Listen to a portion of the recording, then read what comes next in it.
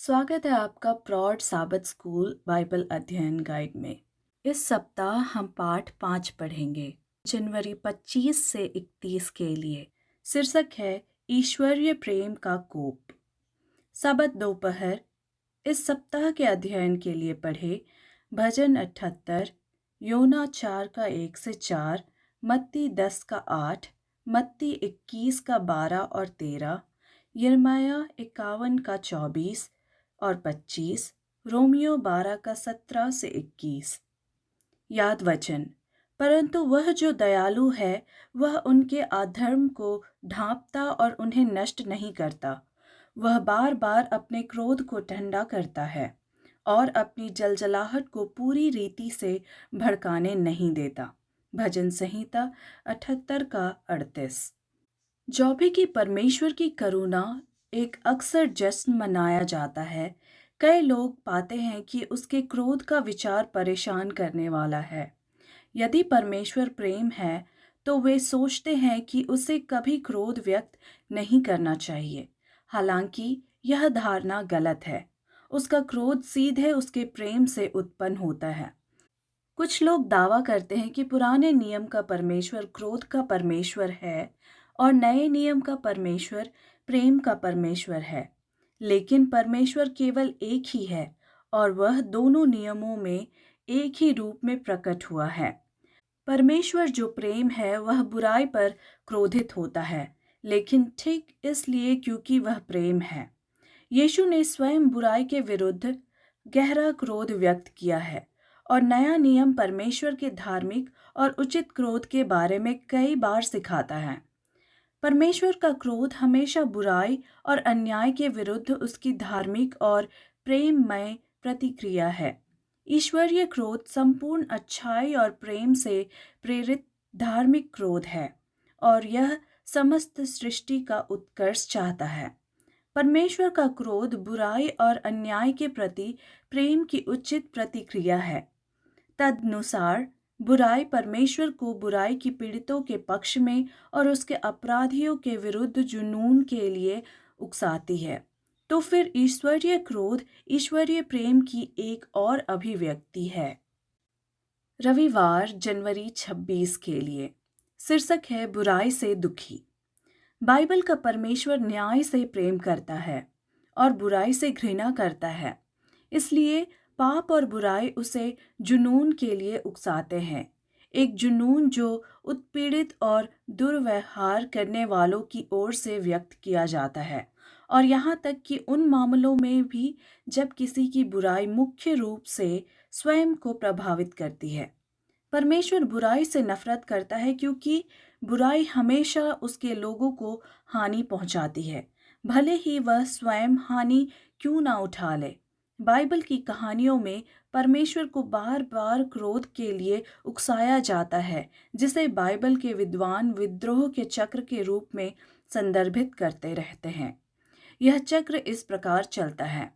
लोग परमेश्वर के विरुद्ध विद्रोह करते हैं और बुराई करते हैं, कभी कभी भयानक अत्याचार भी करते हैं, जैसे कि बच्चे की बलि और उसकी दृष्टि में अन्य घृणित कार्य। लोगों के निर्णय के अनुसार परमेश्वर पीछे हट जाता है। विदेशी राष्ट्रों द्वारा लोगों पर अत्याचार किया जाता है। लोग मुक्ति के लिए परमेश्वर से प्रार्थना करते हैं। परमेश्वर दयालुता पूर्वक लोगों का उद्धार करता है। लोग फिर से परमेश्वर के विरुद्ध विद्रोह करते हैं, प्रायः पहले से भी अधिक प्रबलता से। हालांकि घोर बुराई और बेवफाई के इस चक्र के सामने लेकिन अंतहीन वफादारी, लंबे समय तक सहनशीलता, अद्भुत अनुग्रह और गहरी करुणा के साथ परमेश्वर बार बार मानवीय बेवफाई का सामना करता है। भजन 78 पढ़े। यह अनुच्छेद अपने लोगों के बार बार होने वाले विद्रोहों के प्रति परमेश्वर की प्रतिक्रिया के बारे में क्या बताता है। बाइबल के अनुसार प्रेम और न्याय आपस में जुड़े हुए हैं। ईश्वरीय क्रोध बुराई के विरुद्ध प्रेम की उचित प्रतिक्रिया है, क्योंकि बुराई हमेशा उसी को चोट पहुंचाती है जिसे परमेश्वर प्रेम करता है। पवित्र शास्त्र में ऐसा कोई उदाहरण नहीं है जहां परमेश्वर मनमाने ढंग से या गलत तरीके से क्रोधित या आक्रोशित हो। और जबकि परमेश्वर के लोगों ने उसे बार बार त्यागा और धोखा दिया, सदियों से परमेश्वर ने धैर्यपूर्वक सभी उचित अपेक्षाओं से परे करुणा प्रदान करना जारी रखा। नेहमाया 9 का 7 से लेके 33। इस प्रकार उसने अपनी सहनशील करुणा और दयालु प्रेम की अथाह गहराई का प्रदर्शन किया। वास्तव में भजन 78 का 38 के अनुसार परमेश्वर ने दया से परिपूर्ण होकर उनका अधर्म क्षमा किया और उन्हें नष्ट ना किया। हाँ, कई बार उसने अपना क्रोध शांत किया और अपना सारा क्रोध नहीं भड़काया। निःसंदेह आप दूसरों की बुराई पर क्रोधित हुए हैं, तो फिर यह भावना आपको बुराई के प्रति परमेश्वर के क्रोध को बेहतर ढंग से समझने में कैसे मदद करती है। सोमवार जनवरी 27 के लिए शीर्षक है, परमेश्वर क्रोध करने में धीमा है।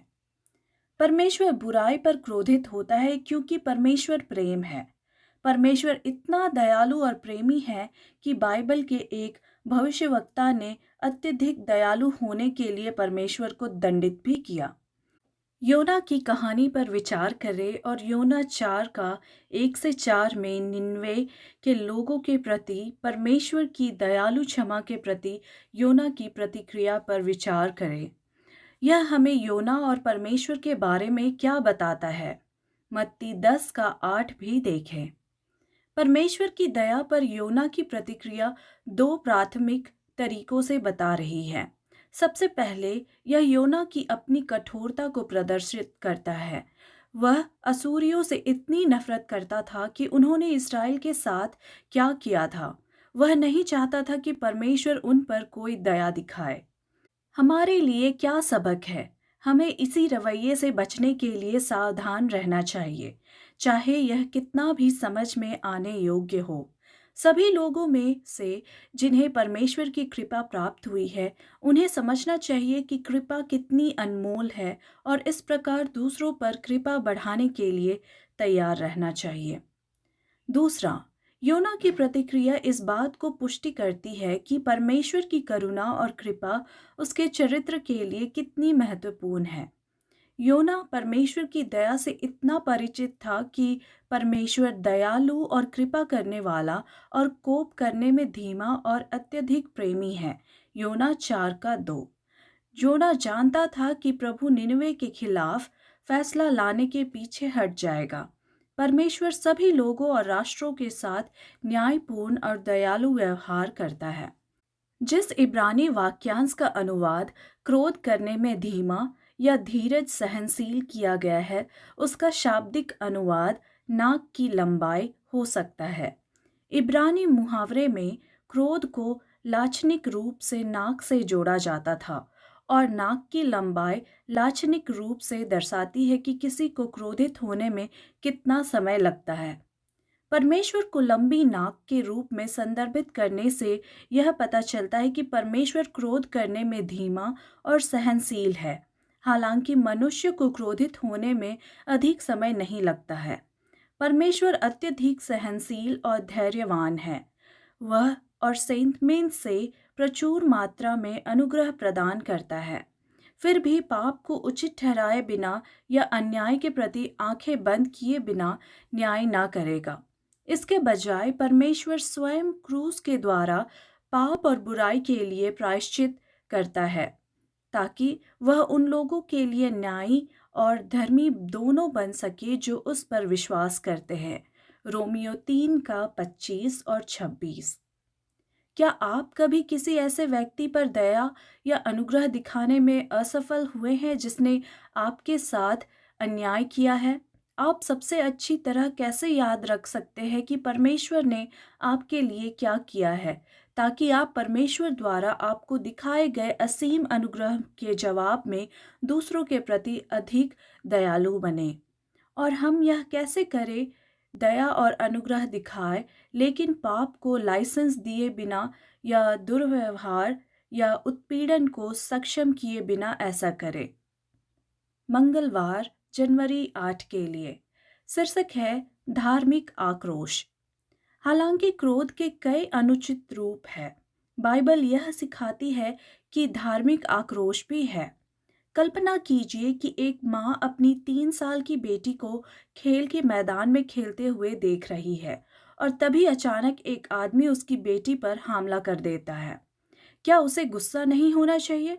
बिल्कुल। ऐसी परिस्थिति में क्रोध ही प्रेम की उचित प्रतिक्रिया है। यह उदाहरण हमें परमेश्वर के धार्मिक क्रोध को समझने में मदद करता है। मत्ती 21 का 12 और 13 और यूहन्ना 2 का 14 और 15 पढ़े। जिस तरह से मंदिर का उपयोग किया जा रहा था, उस पर यीशु की प्रतिक्रिया हमें बुराई पर परमेश्वर के क्रोधित होने के बारे में क्या बताती है।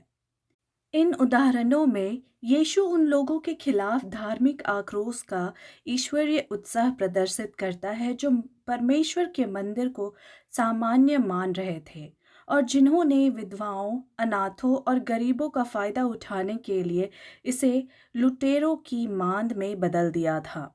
मत्ती 21 का 13, यूहन्ना 2 का 16 से तुलना करें।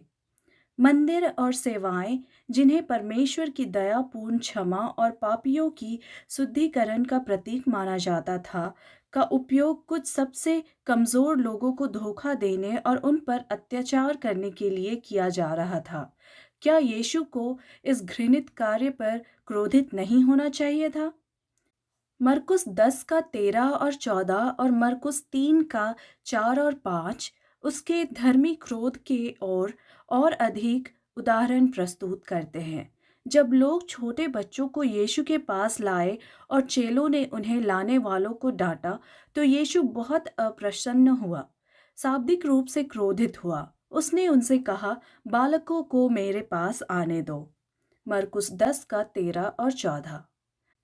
अन्यत्र जब फरीसी यीशु पर सबत के दिन चंगाई करने के द्वारा उसे तोड़ने का आरोप लगाने की ताक में थे, तो यीशु ने उनसे पूछा, क्या सबत के दिन भला करना उचित है या बुरा करना, प्राण को बचाना या मारना? मरकुस 3 का 4। उसने उनके हृदय की कठोरता से दुखी होकर क्रोध से चारों ओर देखा और फिर उस व्यक्ति को ठीक करने के लिए आगे बढ़ा। मरकुस 3 का 5। मसीह का क्रोध यहाँ उनकी कठोरता पर दुख के साथ जुड़ा हुआ है। यह प्रेम का धार्मिक क्रोध है, ठीक वैसे ही जैसे पुराने नियम में परमेश्वर पर थोपा गया क्रोध प्रेम पर धार्मिक क्रोध है। प्रेम बुराई से कैसे परेशान नहीं हो सकता, खासकर तब जब बुराई उस प्रेम की वस्तुओं को चोट पहुंचाती है। हम कैसे सावधान रह सकते हैं कि हम स्वार्थी क्रोध को धार्मिक आक्रोश के रूप में उचित ठहराने की कोशिश ना करें? ऐसा करना इतना आसान क्यों है? और हम खुद को सूक्ष्म लेकिन वास्तविक जाल से कैसे बचा सकते हैं? बुधवार, जनवरी 29 के लिए। शीर्षक है परमेश्वर स्वेच्छा से कष्ट नहीं देता। पूरे बाइबल में परमेश्वर बार बार दबे हुए और पीड़ितों पर तरस खाता है और पीड़ितों और पीड़ा देने वालों के खिलाफ अपने धार्मिक क्रोध को प्रदर्शित करता है।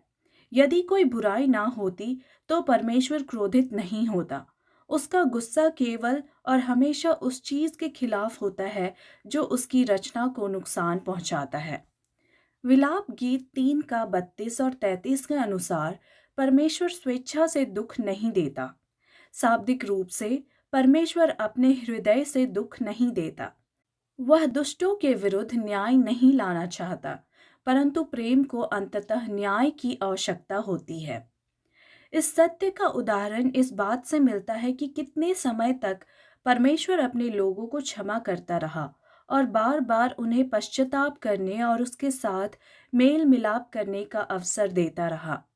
बार बार भविष्यवक्ताओं के माध्यम से परमेश्वर ने अपने लोगों को बुलाया, लेकिन उन्होंने सुनने से इनकार कर दिया। देखें यिर्मयाह 35 का 14 से लेकर 17 और भजन 81 का 11 से 14। इजरा 5 का 12 पढ़े और इसकी तुलना यिर्मयाह 51 का 24, 25 और 44 से करें। यह बेबीलोनियों के द्वारा यरूशलेम पर आए फैसले के बारे में क्या बताता है? दूसरा इतिहास 36 का 16 भी देखें। एजरा 5 के अनुसार जब लोगों ने लगातार और बिना पछतावे के परमेश्वर को क्रोध दिलाया, तो वह अंततः पीछे हट गया और लोगों को बाबुल के राजा नबुकदनेस्सर के हाथों में सौंप दिया। एजरा 5 का 12। लेकिन परमेश्वर ने ऐसा तभी किया जब कोई उपाय नहीं था। दूसरा इतिहास 36 का 16। और बाद में परमेश्वर ने यहूदा पर किए गए अत्यधिक विनाश के लिए बाबुल का न्याय किया। यिर्मयाह 51 का 24, 25, 44। जकराया 1 का 15 से तुलना करें। कई अन्य निर्णय जिन्हें पवित्र शास्त्र परमेश्वर द्वारा लाए गए के रूप में वर्णित करता है, उन्हें ऐसे उदाहरणों के रूप में समझाया गया है जहां परमेश्वर लोगों को उनके दुश्मनों को दे देता है। न्यायी 2 का 13 और 14, भजन 106 का 41 और 42। लोगों के निर्णयों के अनुसार प्रभु को त्यागना और राष्ट्रों के देवताओं के सेवा करना। न्यायों 10 का 6 से 16, व्यवस्था विवरण 29 का 24 से 26। बुराई के खिलाफ परमेश्वर का क्रोध जो अंततः सभी बुराइयों को हमेशा के लिए खत्म करने में परिणत होगा। सभी के लिए उसके प्यार और ब्रह्मांड के अंतिम अच्छे के लिए उसकी इच्छा से उत्पन्न होता है, जो स्वयं पाप और विद्रोह और बुराई के पूरे प्रश्न में हिस्सेदारी रखता है। यह तथ्य कि परमेश्वर किसी के विरुद्ध दंड नहीं लाना चाहता। ईश्वरीय क्रोध और प्रकोप की आपकी समझ को कैसे प्रभावित करता है? यदि परमेश्वर क्रोध करने में धीमा है, तो क्या हमें अपने आसपास के लोगों के प्रति अधिक धैर्यवान और सहनशील नहीं होना चाहिए? गलत कार्यों के पीड़ितों की सुरक्षा और देखभाल करते हुए हम ऐसा कैसे कर सकते हैं? गुरुवार, जनवरी 30 के लिए शीर्षक है तरस खाना। हालांकि ईश्वरीय क्रोध एक भयानक चीज है, लेकिन यह किसी भी तरह से अनैतिक या अप्रिय नहीं है। इसके विपरीत पुराने और नए नियम में परमेश्वर अपने प्रेम के कारण बुराई के विरुद्ध क्रोध व्यक्त करता है। परमेश्वर की सिद्ध भलाई और महिमा के विपरीत बुराई की घातक दुष्टता के कारण ईश्वरीय क्रोध भयानक है। इस संबंध में परमेश्वर के लिए प्रेम आवश्यक है, क्रोध नहीं है। जहाँ कोई बुराई या अन्याय नहीं है, वहाँ कोई क्रोध नहीं है। अंत में ब्रह्मांड से बुराई को खत्म करने के परमेश्वर की सबसे प्रेममय कार्रवाई भी प्रभावी ढंग से क्रोध और गुस्सा को खत्म कर देगी। और ऐसा इसलिए है क्योंकि फिर कभी कोई अन्याय या बुराई नहीं होगी। हमेशा के लिए एक आदर्श प्रेम संबंध में केवल आनंद और न्याय की अनंतता होगी। फिर कभी ईश्वरीय प्रकोप नहीं होगा, क्योंकि फिर कभी इसकी आवश्यकता नहीं पड़ेगी। क्या ही अद्भुत विचार है। कुछ लोगों को चिंता है कि ईश्वरीय क्रोध को अनजाने में मानवीय प्रतिशोध का लाइसेंस देने के रूप में लिया जा सकता है। व्यवस्था विवरण 32 का 35, नीति वचन 20 का 22, नीति वचन 24 का 29, रोमियो 12 का 17 से 21 और इब्रानियों 10 का 30 पढ़े। ये पदस्थल मानवीय प्रतिशोध से कैसे रक्षा करते हैं? पवित्र शास्त्र के अनुसार परमेश्वर को निर्णय लेने का अधिकार है, और जब वह ऐसा करता है तो वह हमेशा सिद्ध न्याय के साथ ऐसा करता है। पुराने और नए दोनों नियम स्पष्ट रूप से परमेश्वर के लिए प्रतिशोध आरक्षित रखते हैं। जैसा कि पौलुस रोमियो 12 का 19 में लिखता है, हे प्रियो, बदला ना लेना, परंतु परमेश्वर के क्रोध को अवसर दो, क्योंकि लिखा है, बदला लेना मेरा काम है, प्रभु कहता है, मैं ही बदला दूंगा। व्यवस्था विवरण 32 का 35 से उद्धृत। जबकि ईश्वर अंततः अन्याय और बुराई के खिलाफ फैसला लाता है, मसीह ने उन सभी के लिए एक रास्ता बनाया है जो उस पर विश्वास करते हैं। वास्तव में यह यीशु ही है जो हमें आने वाले क्रोध से बचाता है। पहला थिस्सलुनीकियों 1 का 10। रोमियो 5 का 8 और 9 से तुलना करें। और यह परमेश्वर की योजना के अनुसार है, क्योंकि परमेश्वर ने हमें क्रोध के लिए नहीं, परंतु हमारे प्रभु यीशु मसीह के द्वारा उद्धार पाने के लिए नियुक्त किया है। पहला थिस्सलुनीकियों 5 का 9। ईश्वरीय क्रोध समाप्त नहीं होता, लेकिन जो लोग यीशु में विश्वास रखते हैं उन्हें मसीह के कारण ऐसे क्रोध से बचाया जाएगा। किस प्रकार मसीह के प्रायश्चित ने हमें क्रोध से बचाते हुए न्याय को कायम रखा है, यह स्वीकार करते हुए कि आपकी कमियों के बावजूद आपके लिए उपाय किया गया है। आपको दूसरों के प्रति कितना अधिक दयालु होना चाहिए। शुक्रवार जनवरी 31 के लिए अतिरिक्त विचार। Ellen G White Patriarchs and Prophets में पढ़े आइडोलेट्री एट सिनाई, प्रीस्ट 315 से लेके 330। सुनहरे बछड़े के पाप के संदर्भ में एलन जी वाइट ने लिखा, इस्राएली राजद्रोह के दोषी थे और वह उस राजा के विरुद्ध था जिसने उन्हें आशीषों से माला माल कर दिया था और जिसके अधिकार का उन्होंने स्वेच्छा से पालन करने की प्रतिज्ञा की थी। ईश्वरीय सरकार को न्याय बनाए रखने के लिए गधारों पर कार्रवाई की जानी चाहिए। फिर भी यहाँ पर परमेश्वर की दया प्रदर्शित हुई। जबकि उसने अपने नियम को बनाए रखा, उसने सभी को चुनने की आज़ादी और पश्चाताप का अवसर दिया। केवल वे ही आशीष से वंचित हुए जो विद्रोह में डटे रहे। यह आवश्यक था कि इस पाप को दंडित किया जाए ताकि आसपास के राष्ट्रों को मूर्ति पूजा के विरुद्ध परमेश्वर की नाराजगी का प्रमाण मिल सके। दोषियों पर न्याय लागू करके मूसा को परमेश्वर के प्रतिनिधि के रूप में उनके अपराध के खिलाफ एक गंभीर और सार्वजनिक विद्रोह दर्ज करना चाहिए, जैसा कि इस्राएलियों को इसके बाद पड़ोसी जनजातियों की मूर्ति पूजा की निंदा करनी चाहिए। उनके दुश्मन उन पर यह आरोप लगाएंगे कि जो लोग यहोवा को अपना परमेश्वर होने का दावा करते थे, उन्होंने एक बछड़ा बनाया था और होरेब में उसकी पूजा की थी। फिर भले ही शर्मनाक सच्चाई को स्वीकार करने के लिए मजबूर किया गया। इस्राएल अपराधियों के भयानक भाग्य की ओर इशारा कर सकता है, सबूत के तौर पर कि उनके पाप को मंजूरी या माफ नहीं किया गया था। न्याय से कम प्रेम की मांग यह नहीं थी कि इस पाप के लिए न्याय दिया जाए। यह परमेश्वर की दया थी कि हजारों लोगों को कष्ट सहना पड़ा, जिसे लाखों लोगों पर निर्णय लेने की आवश्यकता नहीं पड़ी। बहुतों को बचाने के लिए उसे कुछ लोगों को दंडित करना होगा। Ellen G White, Patriarchs and Prophets, page 324 और 325। चर्चागत प्रश्न।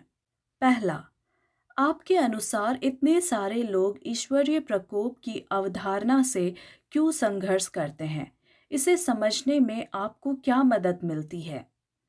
दूसरा, जब लोग बदला लेना चाहते हैं तो हमेशा कौन सी समस्याएं उत्पन्न होती है जो परमेश्वर द्वारा बदला लेने पर कभी उत्पन्न नहीं होती? तीसरा, सोने के बछड़े की पूजा करने जैसे विद्रोह के बाद इस्राएल के विरुद्ध परमेश्वर का निर्णय किस प्रकार ईश्वरीय दया का उदाहरण था? पवित्र शास्त्र में अन्य कौन से उदाहरण दर्शाते हैं कि परमेश्वर का निर्णय भी प्रेम का कार्य है?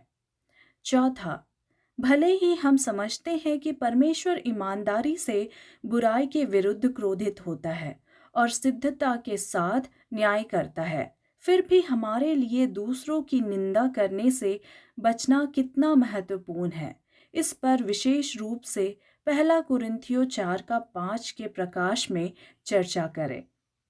धन्यवाद। परमेश्वर आप सभी को आशीष दे।